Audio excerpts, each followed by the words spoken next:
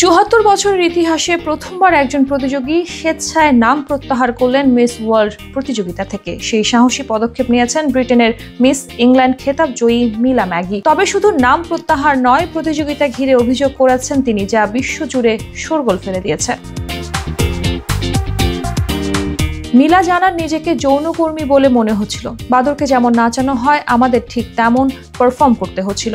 তিনি অভিযোগ করেন, সকাল থেকে রাত পর্যন্ত মেকআপ, পোশাক বদল, হাঁটাচলা সবকিছু করতে হচ্ছে যেন দর্শকদের মনোরঞ্জনের জন্য। প্রতিযোগিতার ধনী পুরুষদের সামনে হাঁটানো হচ্ছে এমন ব্যবস্থাকে তিনি অসম্মানজনক বলে আখ্যা দেন।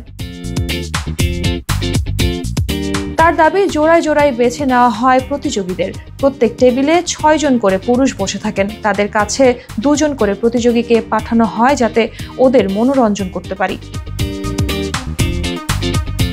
মিলার মতে, মিস ওয়ার্ল্ড প্রতিযোগিতার একটি মূল্যবোধ থাকার কথা, কিন্তু বাস্তবে এটি সেই পুরনো নারীকে পণ্য করে তোলার মানসিকতায় রয়ে গেছে। এমন একটি পরিবেশে তিনি থাকতে চান না বলেই সিদ্ধান্ত নেন প্রতিযোগিতা থেকে সরে দাঁড়ানোর। পেশায় লাইফগার্ড মিলা ম্যাগি, যিনি সিপিআর দিয়ে জীবন বাঁচান। মিস ইংল্যান্ড প্রতিযোগিতায় বিকিনি রাউন্ড বাতিল করে তিনি এনেছিলেন সিপিআর কুইন চ্যালেঞ্জ। সেই অভিজ্ঞতা থেকে চেয়েছিলেন মিস ওয়ার্ল্ডেও পরিবর্তন আনতে।